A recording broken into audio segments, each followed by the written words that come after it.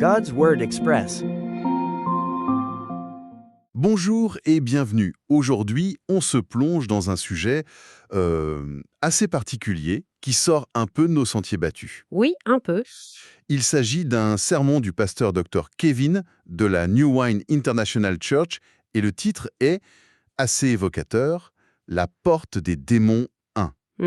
On va donc explorer avec vous la question de la possession démoniaque, mais dans un cadre chrétien, et surtout la mécanique très précise que ce sermon propose pour expliquer comment des esprits mauvais pourraient s'infiltrer dans la vie de quelqu'un. C'est un sujet qui peut mettre mal à l'aise, et d'ailleurs, le pasteur le dit lui-même dès le début. Ah oui, Oui, mais ce qui est fascinant, je trouve, dans sa démarche, c'est qu'il essaye de construire un système, une sorte de réglementation spirituelle, en fait. d'accord. L'idée de base, c'est que les démons, ils n'agissent pas au hasard.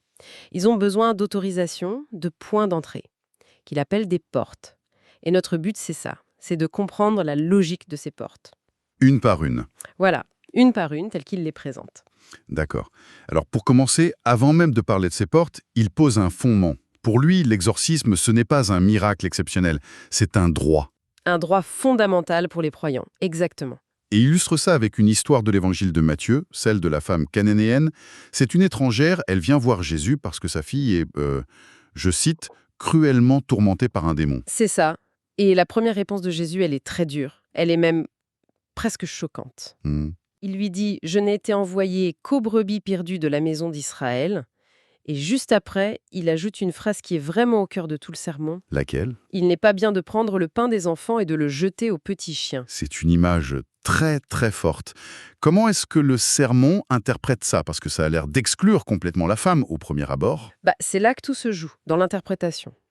Pour le pasteur, le pain des enfants, c'est l'exorcisme, c'est la délivrance. D'accord. Les enfants, ce sont les Israélites et par extension les croyants, la famille de Dieu. Et les petits chiens, ce sont les étrangers, les non-croyants. Ah, je vois. Donc, ce que Jésus dirait en filigrane, c'est que l'exorcisme, c'est la nourriture de base, le droit acquis des membres de la famille. Ce n'est pas une faveur, c'est le repas de tous les jours. Ah d'accord, je vois le changement de perspective. Donc l'exorcisme, ce n'est pas un événement rare, spectaculaire, mais c'est le plat du jour pour les croyants, en quelque sorte. Exactement ça, un outil standard à leur disposition.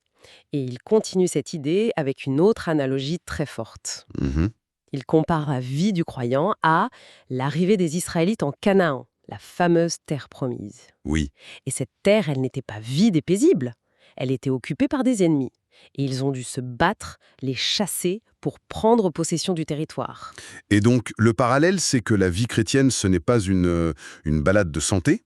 Il y a des ennemis spirituels à déloger soi-même. Précisément. Le sermon insiste beaucoup là-dessus. Dieu ne fait pas le ménage à notre place. D'accord. Il nous donne l'autorité pour le faire. Le pasteur rappelle que quand Jésus envoie ses disciples, les deux premiers pouvoirs qu'il leur donne sont très clairs. Chasser les démons et guérir les malades. C'est leur mission, leur boulot. Et tout ce cadre est essentiel pour comprendre la suite. Parce que si les croyants ont le pouvoir et même le devoir de chasser ces entités, la question qui vient juste après, c'est comment sont-elles entrées ? comment sont-elles entrées en premier lieu ? Exactement. Si on doit les expulser, c'est qu'elles ont bien réussi à s'installer. Et c'est là qu'on arrive à sa fameuse métaphore de la porte. Voilà. C'est simple, c'est visuel, c'est efficace. Pour qu'un cambrioleur soit dans la maison, il a bien dû entrer. Il faut une ouverture. Ode comme un lion rugissant, cherchant qui il dévorera. C'est intéressant cette formule. Cherchant qu'il dévorera. Ça suggère qu'il ne peut pas dévorer n'importe qui, comme ça, n'importe quand. Exactement. Il doit choisir, il doit chercher une faille, une invitation presque. C'est l'interprétation centrale du sermon. Le lion, il n'attaque pas un troupeau bien gardé. Il cherche l'animal isolé, l'animal blessé, celui qui s'est un peu écarté du chemin. Il cherche une porte ouverte. Et la toute première porte qu'il identifie, la plus simple, c'est la désobéissance. Un grand classique. L'exemple biblique qu'il donne, c'est le roi Saül, c'est ça. Oui, Saül désobéit à un ordre direct de Dieu. Et la conséquence dans le texte, elle est double. D'abord, l'esprit de l'Éternel se retira de Saül. Et ensuite, il fut tourmenté par un mauvais esprit. Dans la lecture du serment, ce n'est pas juste une punition. La désobéissance, elle a créé un vide, une brèche. Et cette brèche a été tout de suite comblée par autre chose. La porte s'est ouverte. Ce qui est fou, c'est qu'il applique ce concept très ancien à des situations très modernes. Il raconte une anecdote à Bangkok. Ah oui, Après un service, une personne se met à égazer, à manifester un démon. Et pendant l'exorcisme, il demande à l'esprit comment il est entré. Et la réponse, elle est d'une banalité. déconcertante. L'esprit aurait répondu cette personne a désobéi. Juste ça. Oui. Pendant un moment du programme de l'église, elle s'est ennuyée et au lieu de suivre les instructions, elle est sortie se promener. Et selon le récit, ce simple acte de désobéissance a suffi à ouvrir la porte. C'est vertigineux. Mais le sermon parle aussi de portes bien plus anciennes, qui n'ont rien à voir avec nous, avec nos propres actions. Et ça nous amène à la deuxième porte, la lignée familiale. Oui, et là on entre dans un territoire encore plus complexe, les malédictions générationnelles. Hmm. L'idée, elle est ancrée dans l'Ancien Testament, dans le Deutéronome par exemple, c'est que les péchés des ancêtres, surtout l'idolâtrie, la sorcellerie, tout ça, ça peut avoir des répercussions sur 3 ou 4 générations. Le Deutéronome, chapitre 28, c'est ça. Il y a toute une liste de malédictions. Exactement. Les maladies incurables, la pauvreté chronique, les échecs dans les relations. Attends, donc l'idée ici, c'est que des démons pourraient avoir un droit légal d'être dans la vie de quelqu'un à cause d'un truc qu'un arrière-grand-père a fait. Ce n'est pas juste une force brute qui s'impose. C'est exactement le concept qu'il développe. Il appelle ça le legal right, le droit légal. Pour lui, dans ces cas-là, les démons ne sont pas des squatteurs. Ah non.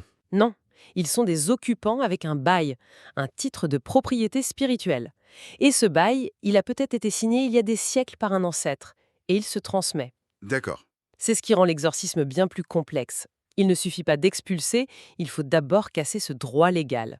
Franchement, certaines des anecdotes qu'il raconte là-dessus, c'est digne d'un film d'horreur. Il dit avoir rencontré des démons qui se présentaient par leur fonction. Oui, L'un se serait appelé maladie, un autre aurait dit que sa mission c'était de briser un couple. Mais l'histoire la plus frappante, c'est celle au Laos. oui, celle-ci est particulièrement détaillée. Le démon se présente comme l'esprit d'une princesse locale. Hmm, Quand le pasteur lui demande en vertu de quel droit tu es là, l'esprit aurait expliqué être entré dans la famille 300 ans plus tôt. 300 ans. Oui. Un ancêtre avait sacrifié un enfant pour obtenir ses faveurs. Et cet acte terrible, ça a servi de contrat, de porte d'entrée permanente pour cet esprit sur toute la lignée. C'est une idée terrible. Mais ça pose une question difficile, non? Si la porte a été ouverte par un ancêtre il y a des siècles, la personne qui souffre aujourd'hui n'y est pour rien. Ça paraît profondément injuste. C'est une tension que le serment, en fait, ne cherche pas vraiment à résoudre. L'accent n'est pas mis sur la justice de la situation, mais sur le diagnostic et la solution. C'est très pragmatique. C'est-à-dire? Le but, c'est de dire, peu importe si c'est juste ou pas, voilà la cause, même l'antenne, et voilà comment on la répare en annulant ce droit légal au nom de Jésus. D'accord, je vois. Donc on a des portes ouvertes par nos propres actions, la désobéissance, et d'autres héritées. Mais il y a une troisième catégorie, beaucoup plus intime, qui concerne notre propre état d'esprit. Exactement. C'est la troisième porte. Un état d'esprit faible ou non maîtrisé. Hmm, Le sermon revient à ce passage de l'épître de Pierre qui conseille d'être sobre. Et il explique que le mot grec original, népho, ça veut dire littéralement ne pas être sous l'influence de l'alcool.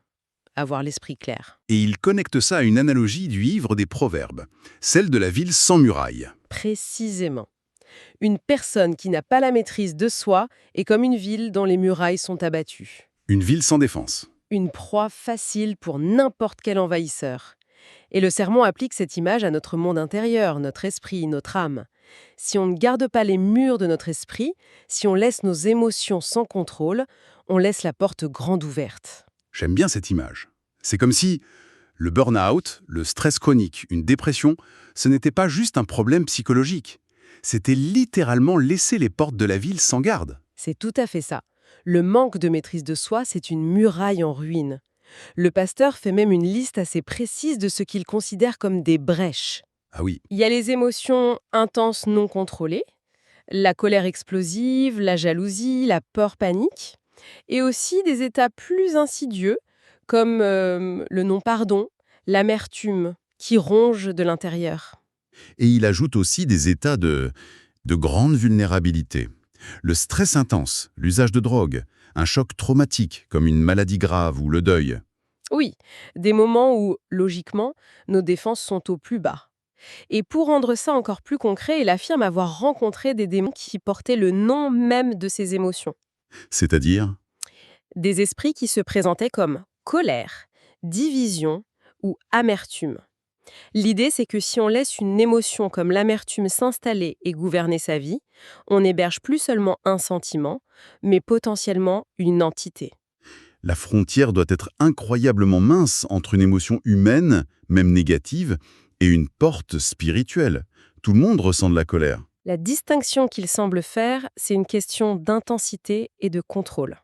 Est-ce que c'est une émotion passagère qu'on maîtrise, ou est-ce que c'est une obsession qui nous maîtrise? D'accord. C'est quand l'émotion prend le dessus, quand elle abat les murailles de la raison, qu'elle devient une porte. On a donc nos actions, notre héritage, notre état mental. On a l'impression d'avoir fait le tour. Mais il reste une dernière porte, la plus directe et peut-être la plus effrayante.